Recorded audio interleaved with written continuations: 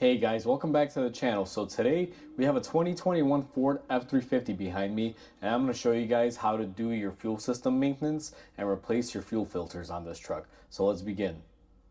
So there are two filter locations for this truck, guys, and we're going to be replacing both of these fuel filters. What you want to do is once the truck is in the air or on the ground, depending on how you want to do it, you're going to want to come up to about right where the filler hole is. And right here, directly underneath, you guys will see that you have this guy here. That is your fuel and water separator right there. So what we're gonna do is drain our fuel here and open this up to replace our first main filter. Now I'm gonna get the camera set up here so you guys can see what I'm doing in real time, and we'll just kind of go from there.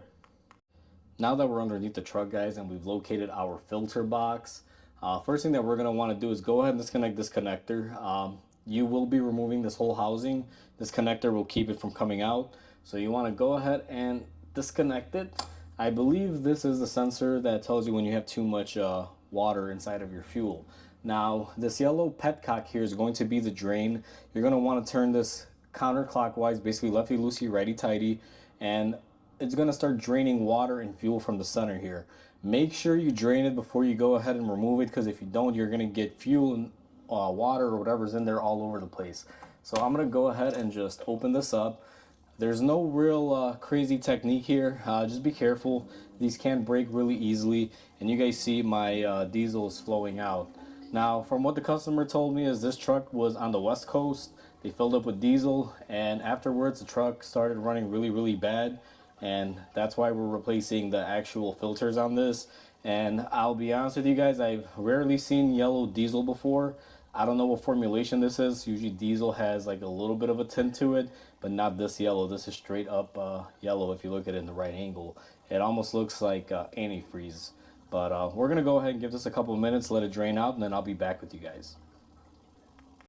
So our steady stream of oil and diesel has pretty much kind of dissipated here, guys. It's a very small stream. Now I'm kind of impatient. I don't want to wait for this thing for another 20 minutes. So what I'm going to do is go ahead and close up my valve here. That's about as drained as she's going to get for me, because I'm going to choose to go ahead and remove it. Now I lock my petcock here, or whatever they call it. Normally those are called petcock valves, at least where I'm from. And the next thing that you're going to want to do, and you're going to notice here, you have 1, 2, 3, 4, 5. There's 5 8mm. You're going to want to go ahead and take those out. Now I'm going to use my 1/4-inch impact, just drive them out. These usually come off fairly easy. They do go into plastic, so they shouldn't fight you too much. Now make sure you have a drain pan set up here, guys. I'm going to try to position mine in a good position. And what I'm going to do, and I may block the camera here, so hopefully this works out, is I'm going to hold it up, loosen my last bolt, because at this stage, if you're doing this on the ground, this will fall. If you get diesel in your eyes, it's not going to be a pretty day for you. So go ahead and let this roll down. Now, no matter how much you drain it, guys, you will see that you'll always have fluid in here. And you can see this filter. I don't know how well it picks it up. You see all that? That's basically diesel in there.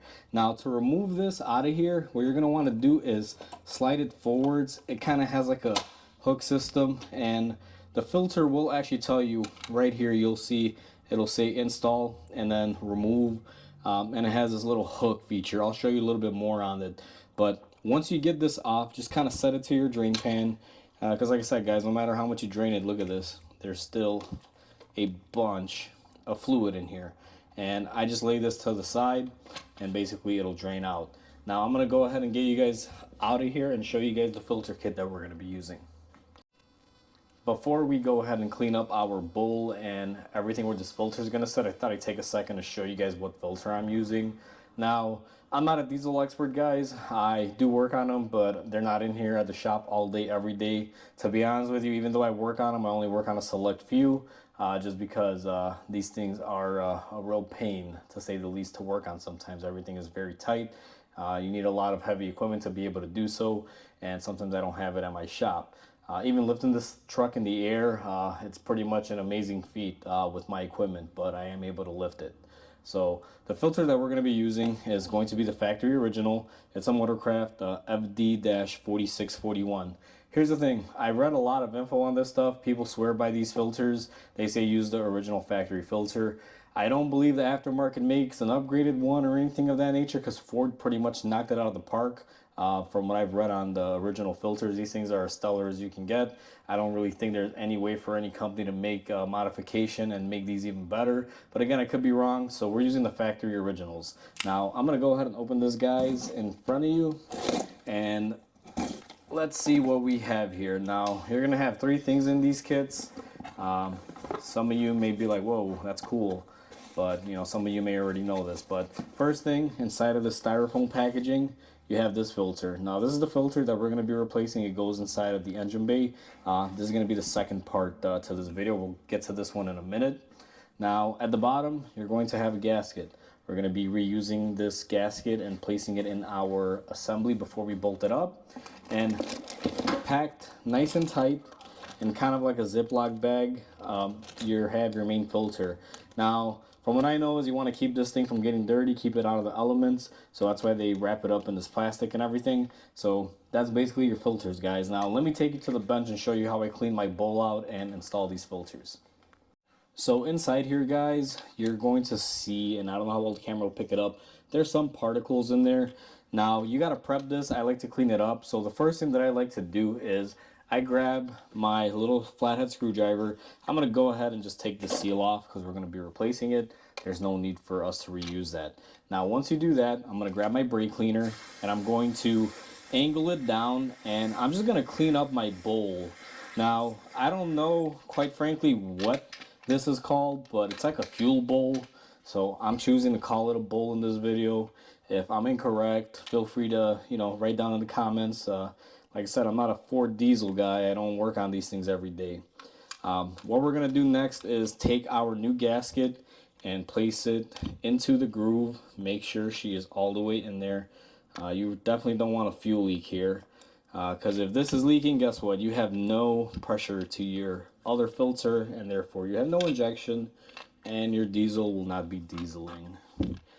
And I believe that's what diesels do. They diesel, guys. They diesel around town. So now that we have that installed, make sure it's firmly pressed in. I'm going to go ahead and lay this down here to the side.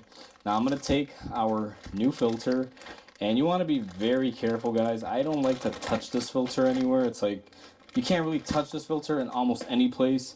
I just try to touch it along the plastic ends right here.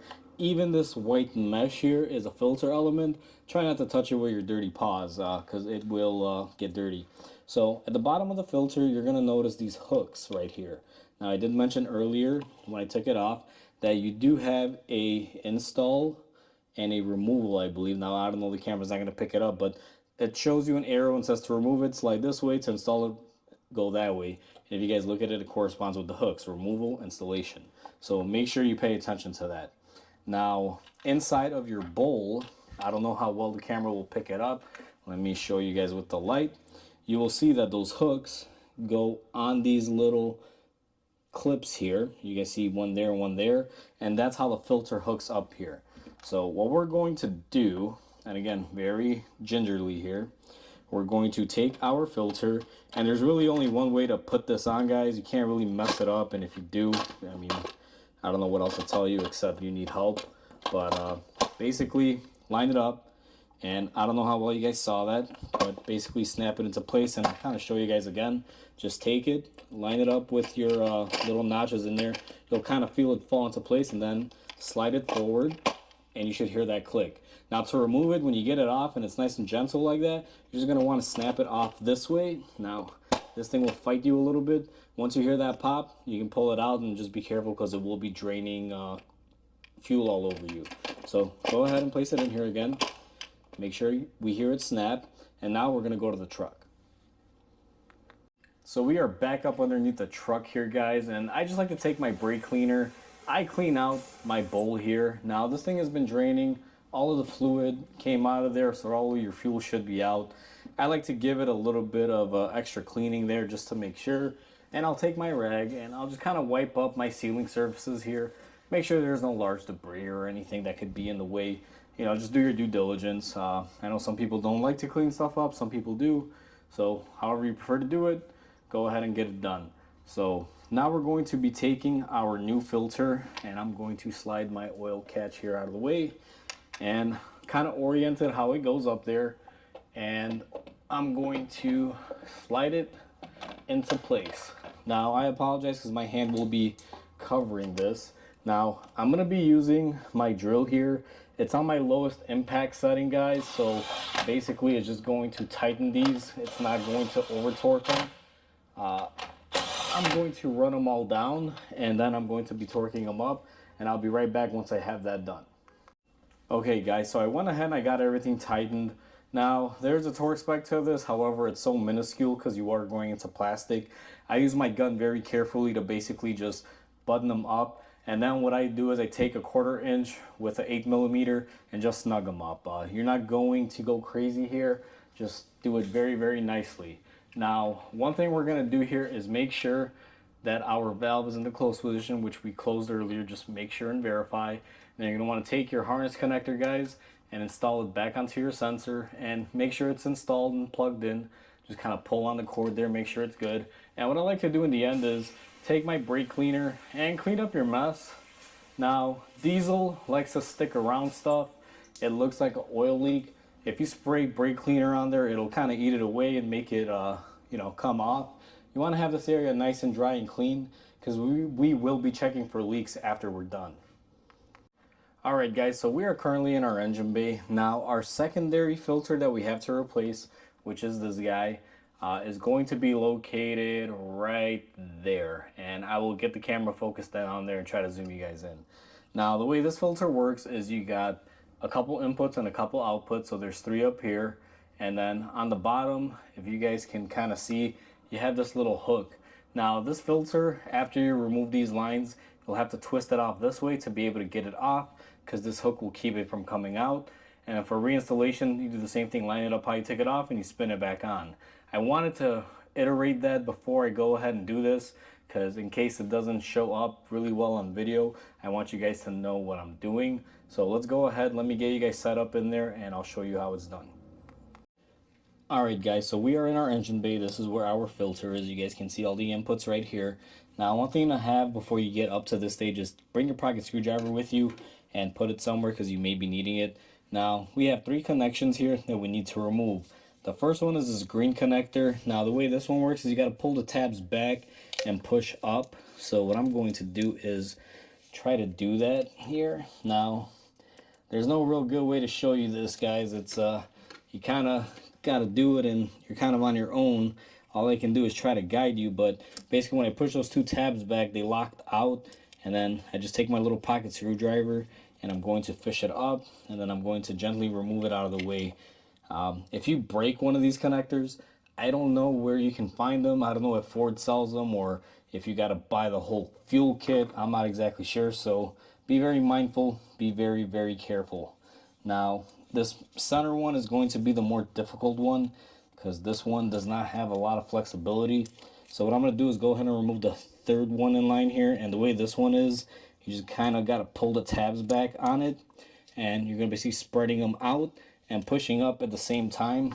Now I'm going to take my pocket screwdriver again and gently lift up on it, and this one may have some fuel leaking. You want to be very careful here. You don't just want to rip on these. You kind of want to move them back and forth as you take them off, and this one did. This one has some fuel in it. Let me see if I can just get out of the way here. So now that we are up to this stage, we have our 3rd one left. Now this is the same thing, guys. You're going to want to pinch inwards as you push up, and let me see if I can get it. There you go. And do the same thing, be very careful. Now this line is very brittle, so you don't want to bend this one too much, but you kind of want to hold it out of the way. Now I'm going to hold both of my fuel lines out of the way here, and I'm going to go ahead and twist my filter as I pull up on it, guys. And that's how you basically get the filter out of the way. Now let me go grab my new filter and I'll show you guys how to reinstall it. Okay guys, so we went ahead and we got our filter off in the last clip. Now we got our new filter here, and if you guys notice, the filter came off in this position where these are kind of facing back towards the firewall. And as I mentioned earlier, it's about making sure this little tab here lines up. So I'm gonna go ahead and put this in here, and I'm gonna kind of hold my fuel lines out of the way now. I just kind of put it into a position here and kind of move it around until I catch where it's supposed to go. And I go ahead and turn it, and you want to hear that little thud. Make sure it locks into place. Now, I like to put the more harder line on here, which is going to be the metal line. I'm sorry, this middle line here. And that's the side on the filter that has a little cap. So remove the cap. Put your middle filter line in first. Make sure it's in place, guys. Now, the reason why I like to put this one in first, in case you got to access the bottom, since this line is very brittle, doesn't move, I tend to go with the harder one first. Then I do the one closest to the firewall next. You just kind of gotta, let me open it up here. This clip I always find it wants to go back in and hold into place, so make sure it's fully out of the way before you go to insert it, or you will break it. So what I do there is go ahead and push it in, and this one will always have a little bit of a fight. No matter how many times I do this on these trucks, this one always seems to fight me. You want to make sure you're in all the way, and then just get it in. Now, after you push them in and you lock them, make sure you pull on them and you kind of wiggle them. I know it's very hard because my hand's in the way, guys, but just grab your lines and wiggle. Make sure they're, nice and tight. Now, same thing on my last one, the little green one. This one is the easier of the bunch. Just go ahead, push it in, lock it in, do your testing, make sure it's in place. And this filter may not sit all the way to one position. It may kind of rock back and forth. You can see I can kind of position it. It'll kind of find its settling place based on where the lines are, and it's still attached, it's still hooked. It has a wide degree of movement, so I wouldn't be too worried about that if it goes backwards a little bit. So now everything here is nice and tight. We're pretty much done with the engine side of things. Now I'm going to go inside the truck and I'll show you guys how to prime the actual system before you start it. And make sure at this stage, if you spill any sort of fuel here, clean it up, guys, because you want to check here, make sure that we have no leaks. Same exact principle as the filter that we did on the bottom. Clean up after yourselves because we will be doing leak checks. Alright guys, so you saw me install the filter inside the engine. Now what we're going to be doing is we're going to be priming the system. So you got to get in the truck to be able to do this. And the way you do it is you're going to turn the key on, and basically you're going to be listening for a few things. You're going to be listening for the pump to start filling up that rear filter. Now that rear filter does take a lot to fill up, so you'll hear that pump going for quite a bit. And you're also going to be listening for any air kind of hissing, taking up the place where the fuel is flowing into. And definitely the most important thing that you want to be listening for is any sort of dripping type of noise, because that'll indicate a fuel leak. Now, we're not going to be starting the truck, so we should be able to hear all this stuff. You don't just want to get in here and crank it up. It probably won't start.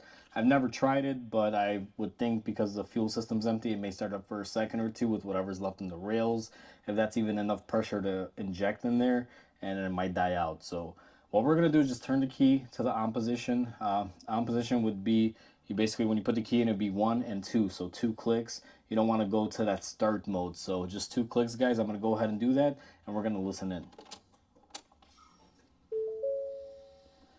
Now, I don't know how well the camera's picking it up, but I got some rattling in the back. That's basically the pump priming the filter. So let's see what happens here. And I'm sure you guys can hear that noise right there. So it's going to sound like a whooshing noise. That's basically it filling up and the fluid taking place of the air. It's going to take a little bit. Now, you may want to leave this thing on for about a minute or two, or until you hear that rear pump, start, not making that whooshing noise. Then what I like to do is turn it off and go ahead and turn it back on and do the same thing. It's going to take a total of about, maybe a couple minutes. Now, my rear stopped making noise. I already heard it. It filled up. So I'm going to go ahead and turn the key off. And I'm going to give it a second, make sure everything turns off, and do the same thing again, guys. Go ahead and turn it on. You're going to let your pumps prime again. Now, at this point in time, what you're going to want to do is go back up underneath the truck, check to make sure you have no leaks, make sure there's no fuel leaking out. And after you check the rear filter, go ahead and check your front filter. Make sure you guys have no leaks coming out of your front. And once you do that, go ahead and start the truck. Now, I've already kind of done this off camera, so I can go ahead and start the truck if I want to. But I'm still gonna go over the steps with you. So give it another minute here, and I heard everything filled up, so we should be ready to roll. And what we're gonna do is turn the key off and go ahead and crank away. So there you go, the truck started up. Now you want to wait about a minute here. Make sure that it does not die out on you. Sometimes if there's still air, it may stumble and die out on you. Let me just see here. I don't have any lights or anything on, so I believe we are good to go. Now I'm going to go ahead and cut it off. Now that we went ahead and cut the truck off, guys, you want to check to make sure that, like I said, there's no leaks. Make sure that there's no lights on. Sometimes doing it this way, I will see that sometimes you'll get a check engine light on. And the reason why is because you're going to have very low fuel pressure inside of the rail because that air has to, take place somewhere. So just be mindful of that. Normally, if you get a check engine light and you get like a low fuel pressure rail code or something like that, or some sort of fuel code, just go ahead and clear it and erase it. I have had it pop up here and there. In this scenario, it didn't, but just be mindful of that, guys, because it can occur.